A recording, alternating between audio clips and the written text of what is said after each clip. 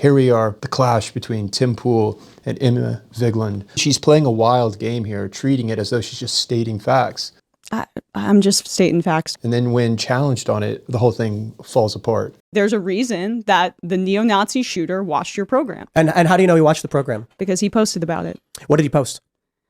Tim. What did he post? He posted parts of an interview that you did. No, he didn't. You're wrong. Emma uses that to claim that Tim Pool is, he is trying to make hate more accessible to neo-Nazis. That is a wild claim, so let's see if she can defend that. The neo-Nazi Texas shooter who watched your program, you called that a false flag. Because you don't even know anything about that story. I do. It was four clips of the episode, and you can see in the images he wasn't even subscribed to the channel. Yeah, but he watched your show. No, he didn't. He watched one guy. Because an individual watched an episode at some point on YouTube, therefore what? Let's see. But no, this was a neo-Nazi. Why do you think your content appeals to neo-Nazis? Are you kidding me right now? Well, what evidence do we have that his content resonates with neo-Nazis? First of all. Second of all, Tim Pool is not responsible for who enjoys his content. People find all kinds of value in all kinds of content. When we start blaming people by those that view their content, that is a dangerous game to play.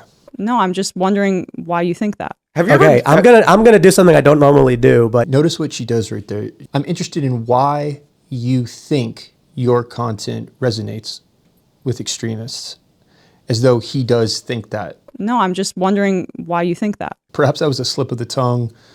Perhaps it was a subconscious slip of the tongue, but it's interesting. That was an egregious over-the-line statement where I don't know if you're intentionally trying to just generate clips that are nonsensical or you're just really that stupid. Oh, man. The idea that because a Nazi watched your show appeals to Nazis is like, look, if you want to have a real conversation, we have a real conversation. If you want to come up here and do exactly what the majority... Flag, though? My understanding of a false flag is that it's sort of a... Jussie Smollett would be an example of a false flag. It's creating a false conflict to draw attention to it. In the way that you would hang a flag to draw attention to the flag, it's drawing attention to something that's falsified, kind of. Because you just claimed that my show appeals to Nazis, which it clearly doesn't. Your show. Because this show is predominantly like moderate libertarian-leaning types. No, but you say don't that, even watch and it. that you say that because you're trying to draw a line and make the really far-right people that watch your show feel like their positions are a little bit more close to the mainstream than they actually are. The results of the election have proved that, let's just call it Tim Pool's audience, are closer to the majority, what is now the mainstream. Sure, there's going to be extremists articulating that reality as though you're just doing this to blur the line between what is acceptable. You're just trying to reshape the Overton window and make it more digestible to extremists. There's something very strange about the game that's being played here, though. Some guy posts a screenshot of one episode of a show he's not subscribed to, and you think that's an attack vector for something political, but it's a personal snipe that has no bearing on any of the arguments we've made the entire show. I disagree. Yeah, you disagree with what? With what? Elaborate. I disagree that it has no bearing on what you've said throughout your entire show. Like what? What did I say? So I do think that what Tim does here is really the only thing you can do is to get specific to see if there is that logical foundation. Emma doesn't like that, and she claims that he's just playing a game by getting specific, as though being specific doesn't matter. This was come on. the claim that you made. Let's hear it. I believe that your program appeals to a right-wing audience, and there's a reason that the neo-Nazi shooter watched your program. Therefore, the shooter watched his show because Tim Pool appeals to a right-wing audience. That's the claim. That's the logic here. And how do you know he watched the program? Because he posted about it. What did he post? Tim. What did he post? These are pretty basic, important questions if you're going to make a claim like this about someone like that. He posted parts of an interview that you did. No, he didn't. You're wrong. She can't even say anything. She doesn't even know what she's talking about. Yeah, it doesn't sound like she knows what she's talking about, because given that I haven't seen the tweet, I can't even get a grasp on what actually happened here. The real question here is not even about that. The real question here is, does Emma know what she's talking about? Does she have a logical foundation for the claims that she's making?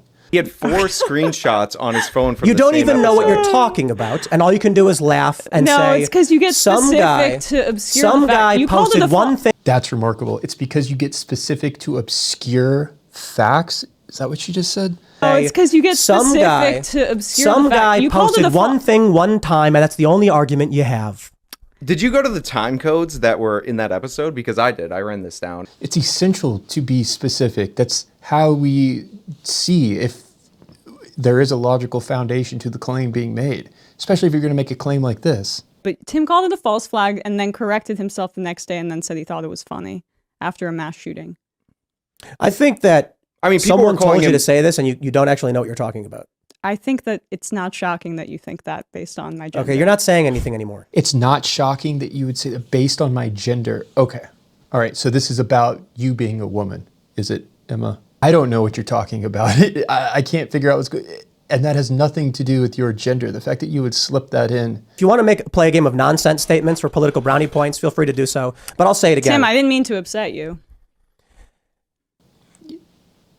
I think that's exactly what you were trying to do. You just claimed that he's trying to blur the Overton window for extremists to make his content, which appeals to neo-Nazis, more digestible. Clip farming, is that what you're doing? I don't know what you mean. Okay, your demeanor changes before the show to all of a sudden now you're going, what do you mean? I'm so sorry I triggered you. Oh, geez. Well, I mean, I get it. You guys I'm are going to just- make clips. I'm You trying guys to are do- lowbrow grifter drama garbage. And that often happens. They'll make these wild claims and attacks and say, well, I didn't mean to upset you. It's just, there is this insincere air to her that I think it's going to catch up to her. I think it is catching up to her. We're having a conversation about scientific research, data, my position on what I like about DeSantis, and then you go, your show's for neo-Nazis. It's like, okay, dude, are you stupid? I'm just stating facts. Have you ever? You're not just stating facts. That's why this video is worth making, because she makes claims without having the ability to articulate the logical foundation, and then treats those presuppositions, those claims, as fact. Because you guys are grifters. This is what you do. I can invite you on for a real conversation, and what do? Your show's for neo-Nazis. This is why you guys don't get invited places, because you're not having real conversations. I don't really care about getting invited places. Yeah, right. It wouldn't surprise me if you didn't care. It doesn't sound like you really care. Yeah, I don't think you care what anyone thinks. There's nothing I feel like I could probably say in this video that would change her mind, because I don't think she does really care. I think that part is true.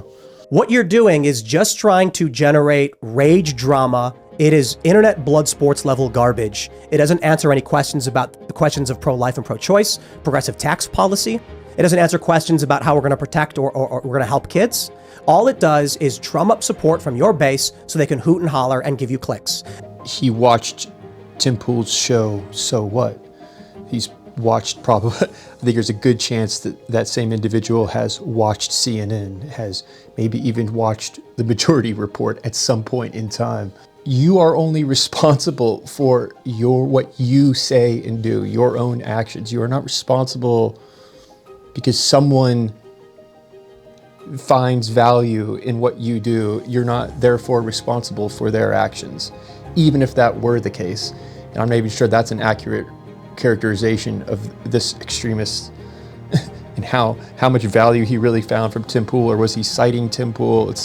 The real question here is not even about that. The real question here is, does Emma know what she's talking about? Does she have a logical foundation for the claims that she's making?